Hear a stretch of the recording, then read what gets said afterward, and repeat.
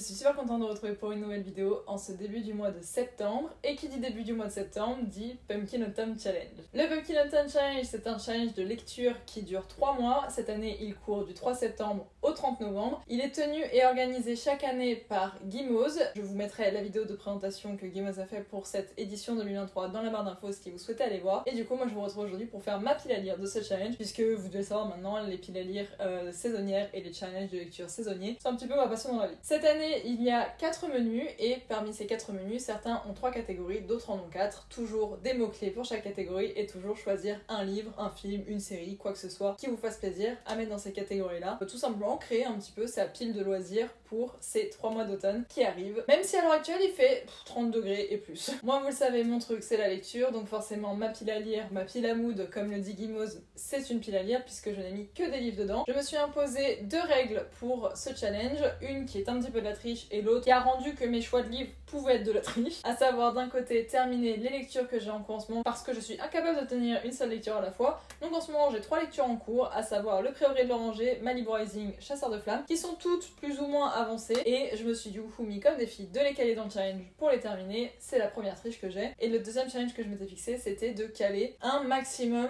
de livres numériques parce que j'ai comme objectif de finir ma pile à lire numérique d'ici la fin de l'année. Donc il faut un petit peu que j'avance là-dessus et j'ai essayé d'en caler un maximum, ce qui fait qu'il y a des moments, des choix de livres qui sont un petit peu hasardeux. Le premier menu se nomme Automne frissonnant et il est composé de 3 catégories. La première étant Viens flotter avec nous, issu directement de l'œuvre Ça de Stephen King, avec pour mots-clés horreur, thriller, épouvante, clown, fantastique, rouge. Pour cette catégorie, j'ai décidé de mettre le premier tome de la trilogie The Winner Trilogy, à savoir The Curse de Mary Rutkowski. J'ai choisi ce livre-là parce que ça fait un moment qu'il est dans ma pile à lire, il est dans ma pile à lire numérique, et je sais que c'était un roman de fantasy, tout du moins de fantastique, donc je me suis dit que ça collait bien dans cette catégorie. Et en plus de ça, la couverture dans des tons roses, légèrement rouge foncé, c'est un peu tiré par les cheveux, je vous l'accorde, mais pour le coup, je me suis dit que ça s'inscrivait plutôt bien dans cette catégorie. C'est pour ça que je l'ai mis. La deuxième catégorie, il s'agit de la catégorie L'enfer des backrooms et les mots-clés de cette catégorie sont les suivants. Dimension parallèle, cryptique, labyrinthe, légende urbaine, internet, mystère. Et pour cette catégorie, j'ai décidé de mettre le premier tome de la saga absolue de Margot de Seine, à savoir Les Mobilisés. J'ai choisi de mettre ce livre-là puisqu'il s'agit d'une dystopie. Il y a un côté très un petit peu labyrinthe puisque ce sont des jeunes qui sont envoyés dans une zone définie avec un monstre au milieu. Et honnêtement, il me fait très envie. Il y a le deuxième tome qui va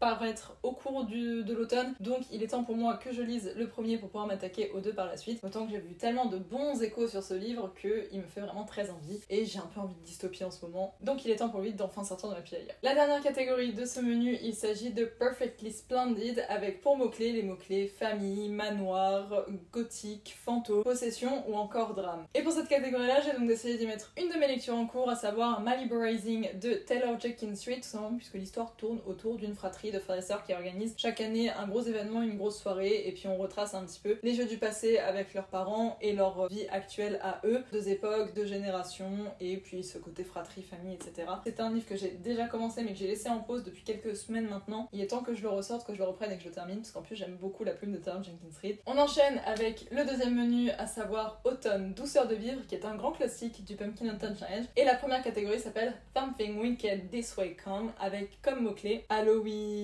octobre, automne, fête foraine, enfance, cauchemar, bref, là on est vraiment autour du thème d'Halloween et c'est pour ça que j'ai mis ici Payback the Witch de Lana Harper, qui est une romance un peu witchy, un peu spooky, il y a un côté un peu Halloween, des sorcières, etc. J'avais lu l'an dernier The XX pour une catégorie similaire et j'avais très envie de réitérer du coup l'expérience d'avoir une romance un petit peu Halloween, spooky, sorcière pour cette année et c'est pour ça que j'ai choisi Payback the Witch. On enchaîne avec la catégorie Poupée de souvenirs automatiques à votre service, qui nous donne la liste de mots-clés épistolaire, correspondance, émotion, sentiment, amour, deuil, gratitude ou encore guérison. J'ai décidé pour cette catégorie de mettre le deuxième tome de la saga des McCabe de Maya Banks, à savoir la sélection du Highlander. J'ai décidé de mettre ce livre-là ici puisque l'héroïne est une guérisseuse et que c'est une romance un petit peu médiévale. J'ai un peu tiré les mots-clés par les cheveux parce qu'il fallait que je cale des livres de ma pile à lire numérique et que c'est souvent des sagas en fait que j'ai dans mes piles à lire numériques, donc j'ai essayé de faire un petit peu ce que j'avais. Mais je me suis dit, voilà, une guérisseuse, une histoire d'amour,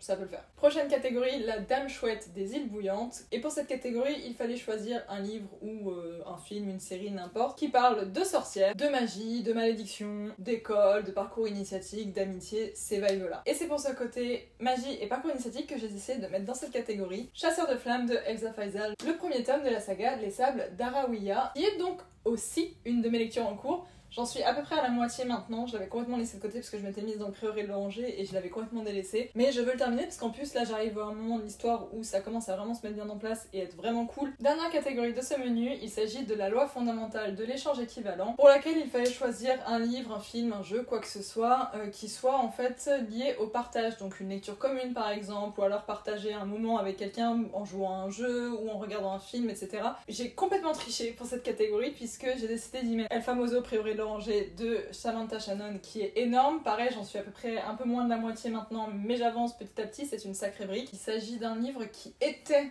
une lecture commune du Turtles Book Club, donc qui est un des book clubs de quel je fais partie sur Discord. Je vous mettrai le lien en barre d'infos si vous souhaitez aller voir. C'était de la lecture commune des mois de mai et juin, si je ne dis pas de bêtises. J'avais pas pu le lire à cette occasion-là, j'ai commencé à le lire plus tard. Même si on n'a pas participé à la lecture commune au moment propice, ça n'empêche pas de pouvoir continuer de partager autour de ces lectures-là sur le Discord. Donc je triche un peu puisque c'était une lecture commune, mais une lecture commune qui officiellement est terminée. Encore une fois, il fallait que je termine mes lectures en cours aussi. On passe au troisième menu, Automne des bois et au-delà, avec comme première catégorie, Pomme alors, ça a le goût de la tarte aux amandes. Les mots-clés étant animaux, mémoire, intergénérationnel, gourmandise, thé, tendresse, aide, guide ou encore altruisme. Alors là, complètement tiré par les cheveux, j'ai décidé de mettre ici la romance The Roommate de Rosie Danan, qui en soi ne ferait pas spécialement penser à ces mots-clés, je suis très d'accord, mais j'ai décidé de les rattacher à tendresse puisqu'il s'agit d'une romance, et également à aide, puisque l'histoire tourne autour d'un jeune homme et d'une jeune femme qui vont créer ensemble un guide autour du plaisir féminin. Et donc il y a ce côté un petit peu aide, guide, ils travaillent en collaboration pour faire ce truc-là. Donc j'ai essayé de le rattacher comme ça, c'est un peu tiré par les cheveux, je suis assez d'accord, mais encore une fois, j'ai essayé de caler ce que j'ai pu caler dans ce que j'avais en fait. On enchaîne avec la catégorie La légende de la hache noire, où les mots-clés sont médiéval, chevaleresque, quête, épopée, illustré ou encore fantasy. Ici j'ai décidé de mettre le troisième tome de la saga des McCabe de Maya Banks, qui s'intitule Le Highlander qui ne voulait plus aimer, puisque c'est une romance qui se passe à l'époque médiévale, c'est avec des lairds, il y a un côté un peu chevalerie, je trouvais qu'il collait parfaitement là, et puis surtout ça me permettra de boucler la saga, ce qui n'est pas négligeable. Troisième catégorie, il s'agit de la mélodie infernale de la corne de chasse, qui donne les mots-clés monstre, créature, riverne, aventure, expédition, et c'est pour les mots expédition et aventure que j'ai décidé de mettre le tome 3 de Phobos de Victor Dixon, parce qu'encore une fois, il faut que j'avance dans la saga, et puis on parle de la conquête de Mars, on parle clairement d'explorer une autre planète, et c'est une aventure très particulière, je me suis dit que ça collait très bien ici. Et enfin, dernière catégorie de ce troisième menu, il s'agit de Rock and Raccoon on the Run, où les mots-clés sont mutation, expérience scientifique, science-fiction, chasseur de primes ou encore gardien et galaxie forcément, puisque cette catégorie fait clairement référence à Gardien de la Galaxie et à Rocket Raccoon. C'est en me mettant sur tout ce qui est mutation génétique, expérience et science-fiction que j'ai essayé de mettre deuxième tome des préquels du labyrinthe de James Dashner, à savoir donc avant le labyrinthe, la braise, qui explique, il me semble si je dis pas de bêtises, comment s'est développée la braise et un petit peu tous les événements qui ont conduit au labyrinthe. Voilà, c'est de la science-fiction, c'est de la dystopie. Il y a question de manipuler un virus particulier. Voilà, pour moi ça tombait sous le sens de mettre ici, et puis encore une fois ça me permettra de clôturer cette saga. Et enfin le dernier menu qui est pareil, un classique du Pumpkin Adventure Challenge. Il s'agit d'automne rayonnant avec la première catégorie We'll Always Find the Way. Les mots-clés sont cristaux, facettes, singularité, diversité, inclusivité, feel good. Et c'est pour les mots-clés diversité et inclusivité, feel good que j'ai décidé de mettre la BD Voleuse de Lucy Byron que j'ai reçue à mon anniversaire et qui est une petite romance FF hyper mimi. Deuxième catégorie, il s'agit de L'esprit indomptable de Joe March, donc en référence au café du Dr March, avec les mots-clés suivants: femme, indépendance, ambition, rêve, sororité, théâtre, écrivaine. J'ai vraiment voulu axer sur femme, indépendance et ambition, et c'est pour ça que j'ai décidé de mettre Histoire de France au féminin par Sandrine Mirza et Blanche Sabat. Donc il y avait Blanche Sabat qui avait déjà fait Mythe et Meuf que j'avais beaucoup aimé, et là il s'agit donc de toutes les femmes femmes en fait qui ont marqué l'histoire de France depuis l'époque médiévale, si je dis pas de bêtises. J'avais déjà beaucoup aimé Mythes et Meufs, donc j'ai très envie de découvrir aussi ce travail-là. Et puis j'aime beaucoup l'histoire, on parle un petit peu de femmes ambitieuses qui ont permis de changer l'histoire de France. On arrive enfin à la dernière catégorie de ce challenge, à savoir Shularun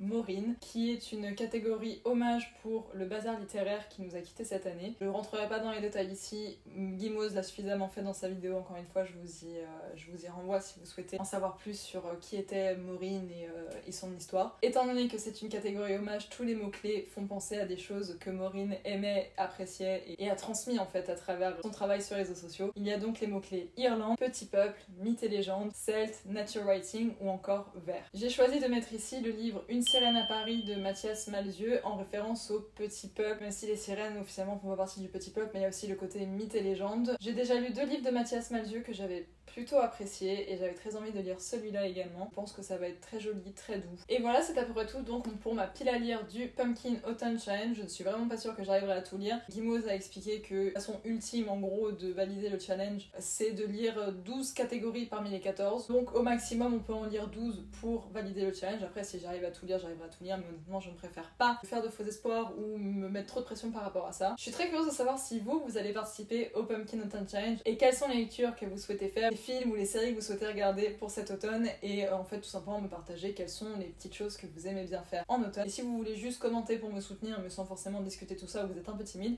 mettez-moi juste des petites feuilles d'automne qui tombent. Non, mieux encore, mettez-moi une petite citrouille puisque Guimauze est la Pumpkin Mama et qu'on parle du Pumpkin Autumn Challenge, donc je pense que c'est ce qu'il y a de plus approprié comme emoji pour cette vidéo. Vous pouvez également vous abonner à ma chaîne si vous souhaitez. Je fais pas mal de vlogs lecture et là de toute façon en plus en période de challenge comme ça j'aime toujours beaucoup en faire. Si vous voulez voir un petit peu comment j'avance dans mes lectures pour ce Pumpkin Autumn Challenge, n'hésitez pas à me suivre. Vous pouvez aussi me suivre sur TikTok et Instagram, les liens sont dans la barre d'infos. Et puis comme on dit, plus on est fond, plus on rit. N'oubliez pas de liker la vidéo avant de partir si elle vous a plu. Sur ce, moi je vous laisse, je vous fais des bisous, je vous souhaite de très belles lectures, un très bel automne et on se retrouve dans une prochaine vidéo bientôt.